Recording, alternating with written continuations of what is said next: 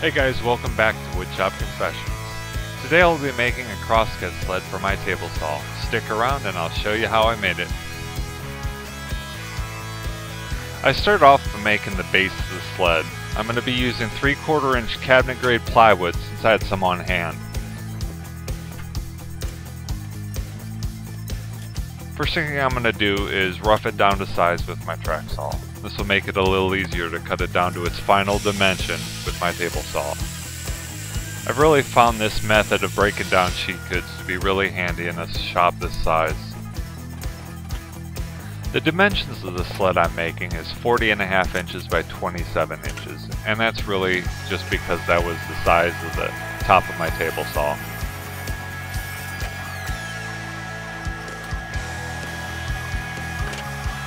Next I'm going to be making the runners for the sled. I'm using some scrap oak and should be able to get both runners out of this one piece. Now this is one step you really want to take your time and make sure the runners fit just perfectly in your miter slot. I used a caliper to measure the miter slots, but I ended up just cutting them to fit.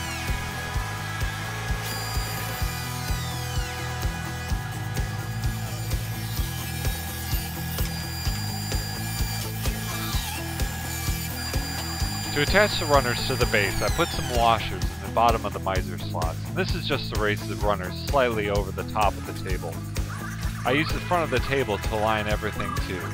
Once I have the runners lined up, apply some glue and then align the base onto the runners. Now I just need to weigh it down and wait for the glue to set up. I'll add some wood screws to reinforce this once the glue dries.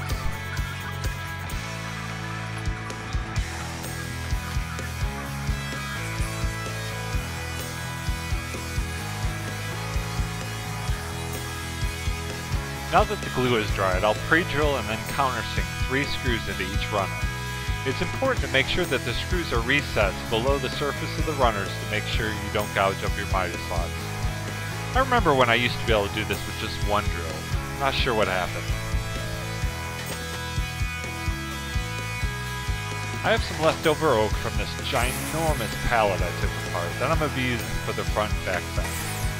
The front fence is really important to get straight and square, since that's what you're going to be referencing your workpieces off of. I joint one face and one edge of the boards in the joiner to give me 2 surfaces that are perfectly 90 degrees to each other.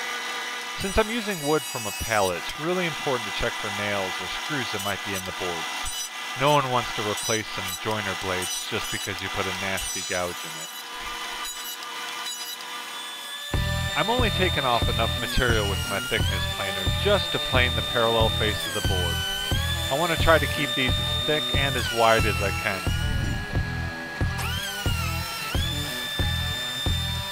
Then it's off to the table saw just to square up that other edge. The front face will get a 45-degree chamfer on the inside bottom edge, and that's just to keep dust from interfering when you register your workpiece on the crosscut sled. I'm going to take off my riving knife before I raise the blade up through the bottom of the sled. I'm not saying that I've forgotten to do this before.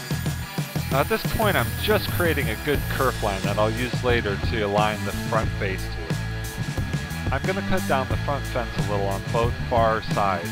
This is for 2 reasons. The first being is to make it a little more comfortable to use.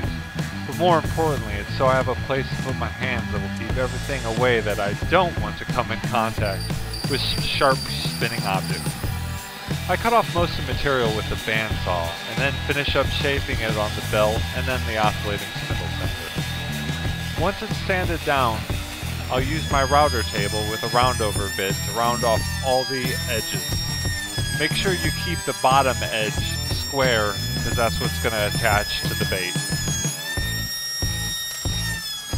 And now we come to everyone's favorite part of the project, sanding.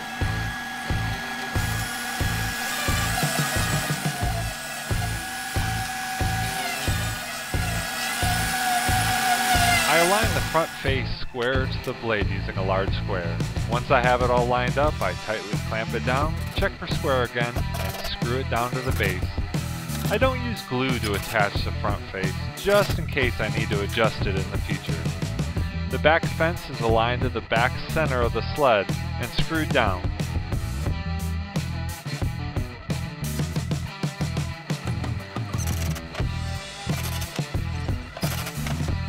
Now it's back to the sander for some finishing sanding and to round off all the corners.